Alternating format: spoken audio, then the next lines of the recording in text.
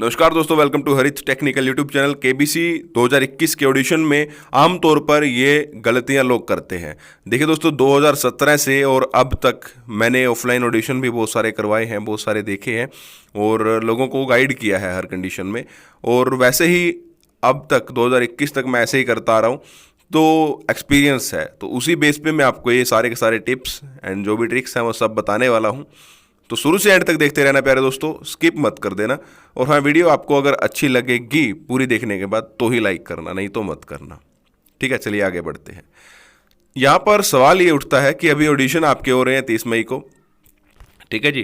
तो यहाँ पर आपको जब आप कैमरा के सामने बैठोगे तो ये जो आपको लाइव में वो आपसे कुछ सवाल पूछते हैं, ठीक है जी, लाइव आके सोनी लिव पे, तो आपसे कुछ सवाल पूछेंगे, आपको उन सवालों के जवाब देने होंगे।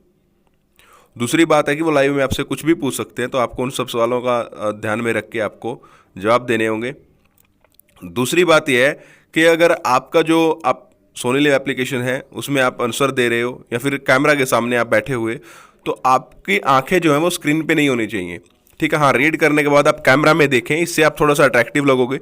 दूसरी बात कि अगर आपके सामने कोई इंसान है तो आपको स्क्रीन पे बिल्कुल नहीं देखना, आपको सिर्फ कैमरा में देखना है, उसको सुनना है ईयरफोन लगा के, ताकि और आपके आसपास जो है कोई फ़ैन वैन चल रहा है या कोई भी ऐसा शोर शराबा हो रहा है तो एक एकांत से कमरे में बैठे और सबको बोलें कि थोड़ी देर के लिए चुप रहें। बच्चे हों घर में तो उन सबको शांत रखें और फिर आपको ईयरफोन लगा के आराम से उनकी बात को सुनना है और आराम से उनको आंसर देना है। सिर्फ ध्यान रखना है कि कैमरा में आपका ध्यान हो, ठीक है जी। स्क्रीन पे ध्यान दोगे तो आपकी पलकें थोड़ी सी नीचे झुकी हुई नजर आएंगी, जिससे आपका कॉन्फिडेंस लो लगेगा। आपको सीधा कैमरा में देखना है और फिर सीधा उनके साथ कैमरा में देख के बात करनी है।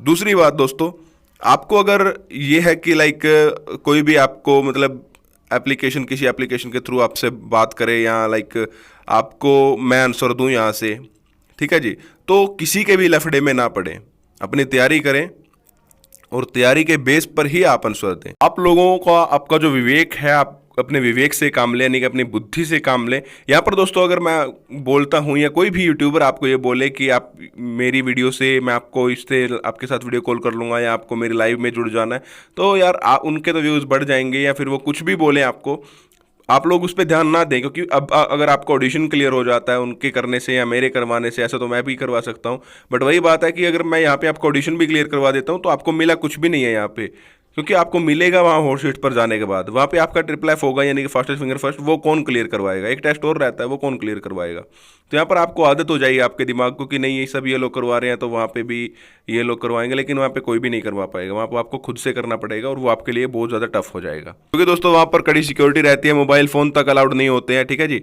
अब आप वहाँ पे आपको अब एक कमरे में बैठा के आपका टेस्ट लिया जाए या कुछ भी ऐसा, तो वो ऑफलाइन वाले ऑडिशंस में होता था। अब की बार अगर आप उधर जाओगे तो वहाँ पे जाने के बाद भी आपके टेस्ट होते हैं, ऐसी कोई बात नहीं है। 2-3 टेस्ट आपके जीके के वहाँ पे भी होंगे अगर आप वहाँ पे चले जाओगे तो वहाँ पे कैसे आंसर दोगे। तो इसलिए मैं यहाँ पे आप अपने माइंड से अपनी जीके वीके की तैयारी करो गाइस। ऐसा यहाँ पे क्लियर करवाने को मैं भी आपको ऑडिशन क्लियर करवा सकता हूँ, लेकिन वही बात है कि आप अगर अपने दम पे करोगे तो आगे के 3 ऑडिशन जो है वो भी आप कर पाओगे। और एक हाँ, अगर आप फिर भी करना चाहते हो तो आपको एक ट्रिक बता देता हूँ। किसी के भी, मेरे या किसी भी यूट्यूबर के लफड़े में पड़ने की ज़रूरत नहीं है, क्योंकि सब आपको गूगल से आंसर देने वाले हैं। तो आप अपने जो कोई भी रिश्तेदार है या कोई भी दोस्त है, उसको आप अपने कैमरा के पीछे रखें, लैपटॉप के पीछे रखें, और जब भी वो आप कोई भी सवाल आता है तो वो आपको उस सवाल के बारे में बता दें, क्योंकि वो सवाल उसमें बोलेंगे, वो आपको जो आप लैपटॉप के सामने हो आपको भी सुनाई देगा, और जो फ़ोन या लैपटॉप के पीछे है आपका दोस्त, उसको भी सुनाई देगा।